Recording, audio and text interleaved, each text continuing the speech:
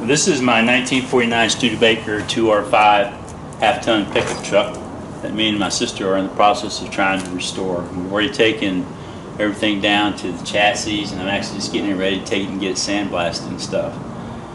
But today what I want to do is take a few minutes to talk about removing the rear brake drum hub assembly off of this pickup. It could be quite a challenging task, but what makes it easier is making sure you get the right tools, and for sure the right tools is hub puller that you can find and buy. It generally comes with 3 of these arms here, but I was able to get an additional couple of arms so that I could hook up to each of my lugs here. But this is what you need to do or use to remove your rear brake drum hub assemblies. There's all kinds of other pullers out there that might grab onto your brake drums there, and you don't want those because those will end up messing up your brake drums and all kinds of stuff. So make sure you got the hub puller here that you see, or something similar to it that will allow you to grab one of these lugs and pull that hub straight out. Now after jacking up, putting on stands, removing the tire and stuff, the brake drum hub assembly is held on to the rear axle with this castle nut and cotter pin right here. So what you got to do is you got to remove the cotter pin, take it out of the way, and then to remove this castle nut, for me, mine was 1 7/16" wrench that I used, and so I got something like that to remove that.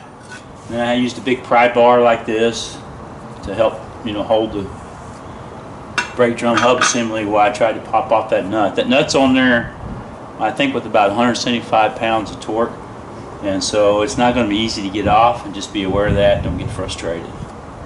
But once you remove this castle nut here, what you want to do is you want to take, it's on like this, what you want to do is you want to reverse it so you have the flat side here, and then you want to put that back onto the axle, just like I did here. Turn it backwards and put it flush with the threads on the axle. What that will allow you to do is when you put your hub puller on, it will protect the threads on your axle. And so do that, and then you can finish hooking it up. I've got everything hooked up here. I'm going to take my arm here and put it in. The first time I did this, this brake drum hub assembly has already been off once. But the first time I did this, it really took a lot of effort. It was on there tight, and it took a lot of pounding with a little sledge to finally get this thing to pop free. So I tell you that so you don't get frustrated and just expect that a few turns the hub and drum assembly will pull off. It probably won't, especially if it hasn't been off for a while. So don't get overly upset or anything like that. So that's kind of how it's set up. What you can use is for this end of the hub puller here, that's an 1/8" wrench that you can use to turn on this, and you may be able to turn that and put pressure on it, and as it screws in, it'll start pulling the brake drum hub assembly out, and that might work for you.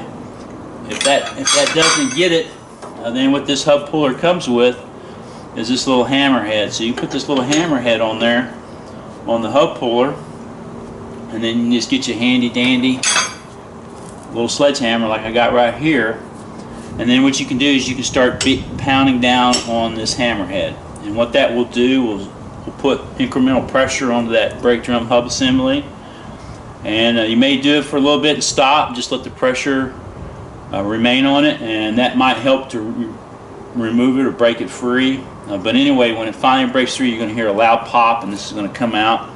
It's only going to go as far as your nut, so once it pops out, you're going to have to loosen everything up. Either take your nut off, you may have to rehook this on there to pull it out, or you may be able to just work it out with your hands. Today we should be able to work it out with our hands because I've had it off before, and as you can see, it's already popped loose. And I'll just go ahead and finish screwing it out like this. This is easy today because of what I've done before, so don't assume yours is going to be that way. What I want to do is go ahead and start removing the hub puller off of the brake drum hub assembly.